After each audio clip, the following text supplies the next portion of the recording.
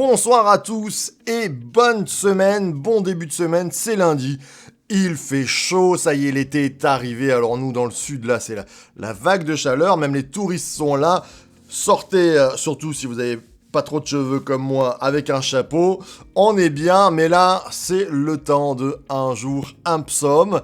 Alors je dis toujours, parce que quelquefois, comme le message est puissant de la Bible, le message de Dieu, et il y a une souveraineté, alors on est toujours dans une sorte de respect, d'honneur envers la parole, et il le faut, mais vous pouvez, à la plage, prendre votre Bible et lire votre Bible, même si vous êtes en maillot, vous avez le droit, et tant mieux si vous le faites. À un moment donné, on n'est pas obligé d'être en costume 3 pièces pour lire la Bible. La parole de Dieu, c'est une lumière sur notre sentier. Vous pouvez la lire dans votre lit. Moi, je vous conseille de la lire dans votre lit, d'être toujours avec la parole de Dieu au travail, à la plage, en vacances. Alors, c'est la dernière semaine d'un jour un psaume. Bien sûr, on reprendra à la rentrée, mais rappelez-vous que cette Bible, elle puisse vous suivre là où vous allez. Alors, cette semaine, on va commencer par le psaume 79. Le 79, une très belle année, puisque j'y suis né. À chaque année dont vous êtes né, pour certains un petit peu avant, pour certains un petit peu après, il y a 150 psaumes, on peut trouver notre psaume. Alors on va lire le psaume 79 qui est tellement fort, encore un psaume d'Asaph qui va nous bénir, qui nous parle de grâce, qui nous parle du nom qui sauve, et il n'y a sur la terre aucun autre nom qui n'ait été donné à l'humanité entière pour être sauvée.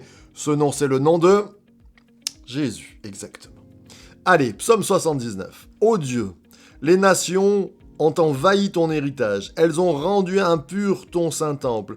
Elles ont fait de Jérusalem un monceau de pierre. Elles ont livré les cadavres de tes serviteurs en pâture aux oiseaux du ciel, la chair de tes fidèles aux animaux de la terre. Elles ont répandu leur sang comme de l'eau aux alentours de Jérusalem, sans personne pour les ensevelir. Nous sommes devenus l'opprobre de nos voisins, la moquerie, la risée de ceux qui nous entourent. Jusqu'à quand, Éternel, t'irriteras-tu sans cesse? Ta jalousie s'embrasera-t-elle contre eux comme le feu? Répands ta fureur sur les nations qui ne te connaissent pas et sur les royaumes qui n'invoquent pas ton nom. Car on a dévoré Jacob et désolé sa demeure. Ne te souviens plus de nos premières fautes, que tes compassions viennent en hâte au devant de nous, car nous sommes bien affaiblis. Secours-nous, Dieu de notre salut, en raison de la gloire de ton nom. Délivre-nous et fais l'expiation de nos péchés à cause de ton nom. Pourquoi les nations, diraient-elles, où est leur Dieu ? Qu'elle soit reconnue à nos yeux parmi les nations, la vengeance du sang de tes serviteurs qui a été répandue, que des soupirs du prisonnier parviennent jusqu'à toi par ton bras puissant, sauf ceux qui sont en danger de mort. Rends à nos voisins 7 fois dans leur sein le déshonneur qu'ils t'ont infligé, Seigneur. Et nous, ton peuple, le troupeau de ton pâturage, nous te célébrerons éternellement, de génération en génération, nous redirons ta louange. Amen, amen et amen. Un texte que j'affectionne particulièrement, ce psaume 79 d'Asaph, puisque il fait le constat, nos ennemis ont pris le dessus. Il commence même en disant, ô Dieu, les nations ont envahi ton héritage, comme pour dire, nous sommes le peuple de Dieu, nous sommes l'héritage de Dieu, et pourtant, toutes les promesses de Dieu ont été un peu détruites, mises à mal par les ennemis. Et d'ailleurs, le texte est dur, hein. Ça parle de sang, les premières images sont féroces, sont violentes. Et quelquefois dans nos vies, il y a eu des violences, il y a eu des choses qui ont marqué l'héritage que Dieu avait mis en nous, c'est-à-dire un corps, un âme, un esprit qui se veut être reposé en paix. Mais quelquefois, il y a eu des guerres contre nous. Il faut savoir quand même que l'ennemi veut détruire. Qu'on soit chrétien ou qu'on ne soit pas chrétien. Regardez, même dans la société, au-delà, la société n'est pas croyante, mais peu à peu, on a eu la guerre contre les couples. Les couples qui, au début, le mariage a été mis à mal.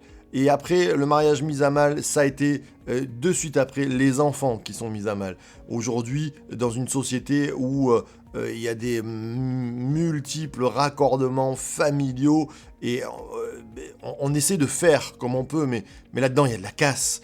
Et plus la société progresse, plus la cellule familiale qui pouvait être une force est devenue disloquée. Et quelquefois, nous, en tant que croyants, même, ça peut avoir impacté nos vies, impacté nos familles. Et on regarde cela en disant, oh là là, l'héritage a été mis à mal. J'aime ce texte parce qu'il y a de l'espoir.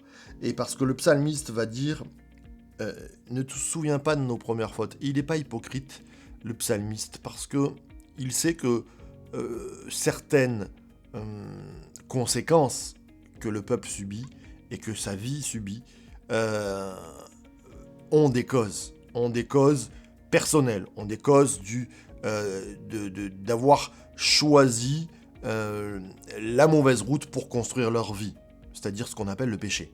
C'est-à-dire on a raté la bonne route, on a raté le but, et on a fait comme on a pu, mais on sent que la construction est instable. Ces derniers jours, je regardais un immeuble à Miami qui s'est effondré en pleine nuit. Alors on cherche les causes, mais sûrement qu'il y a dû avoir des fondations ou des problèmes de construction à l'intérieur. Tout semblait beau, et puis un jour ça s'est écroulé. Quelquefois nos vies sont un petit peu comme près de s'écrouler, ou alors elles le sont. Mais le psalmiste va dire « Secours-nous, Dieu de notre salut, en raison de la gloire de ton nom. » C'est-à-dire que le psalmiste dit « Mais nous sommes ton héritage, et sur nos vies, il y a ton nom. » Alors, on pourrait se dire, comme là on est dans l'Ancien Testament, mais ça vient parler aussi du Nouveau Testament, « Il n'y a sous le ciel aucun autre nom qui ait été donné aux hommes, par lequel nous pouvons être sauvés. Ce nom, c'est le nom de Jésus. Il porte dans la racine hébraïque, c'est-à-dire Yehoshua, c'est-à-dire l'Éternel sauve. Il porte dans sa racine le salut. » Alors je sais, j'entends, certains me disent, mais c'est pas Yeshua. Yeshua, c'est l'araméen, qui vient de l'hébreu, Yehoshua, Josué, exactement. Jésus s'appelle Josué, hein, et ça veut dire l'Éternel sauve. Ça veut dire que si le psalmiste le dit, et si la parole de Dieu est vraie, eh bien dans nos vies, dans ta vie, on peut se dire ce soir, Seigneur, il y a des pans qui sont dysfonctionnels, il y a des faiblesses, il y a des fissures, peut-être à cause des autres, peut-être à cause de mes choix, mais je décide ce soir de reconstruire et de croire, non pas à cause de mes forces, mais à cause de ton nom. Alors j'aimerais commencer cette semaine avec joie. On a mis les chemises à fleurs, on est bien, c'est l'été, mais on ne veut pas faire non plus qu'une façade de joie et de paix. On veut être guéri à l'intérieur, on veut recevoir sa joie, on veut recevoir sa paix, on veut être dans sa présence. Alors on va prier Dieu, on va le prier ensemble ce soir et on va dire « Seigneur notre Dieu, viens nous bénir. » Seigneur, nous sommes là devant toi et nous sommes tes enfants, tellement heureux d'être près de toi. Seigneur, dans le monde entier, des gens te louent en Israël, en Chine, en France, aux États-Unis. Et nous nous attendons à une restauration, à une transformation, à quelque chose de bon de ta part. Non pas par nos propres forces, non, nos talents sont bien moindres et nous voyons nos limites. Bien sûr, tu as donné à l'homme l'intelligence, mais à cause de ton nom, Jésus, l'Éternel sauve, nous pouvons nous attendre à toi. Oh, merci pour le salut qui vient dans nos vies et dans la vie de mes amis. Amen, amen et amen.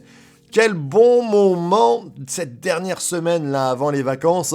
On se retrouve bien sûr demain avec le Jesus Coffee. C'est, je crois que, oui, si je ne m'abuse, on est sur les 2 chroniques et c'est extraordinaire. Et puis, on se réjouit ensemble. Cet été, bien sûr, nous prendrons une pause, mois de juillet, mois d'août, mais il y aura tous les matins, enfin dans la matinée, un petit concept, un nouveau concept, en 2 minutes, juste inversé. Ça sera le Jesus Smoothie pour toujours nous raccorder à la parole de Dieu, même pendant les vacances, pouvoir en parler, pouvoir réfléchir sur ce que Dieu fait dans nos vies. Alors, avec Source de Vie, on ne s'arrête jamais. On est en vacances, mais on l'est jamais tout à fait, parce qu'on vous accompagne. Et on est tellement heureux d'avoir traversé ces années, ces 2 années qui ont été compliquées ensemble. Merci pour vos soutiens, merci pour vos commentaires. on vous aime très fort, et puis on se dit à demain à 19h. Source de vie de Church to Be. Bye bye.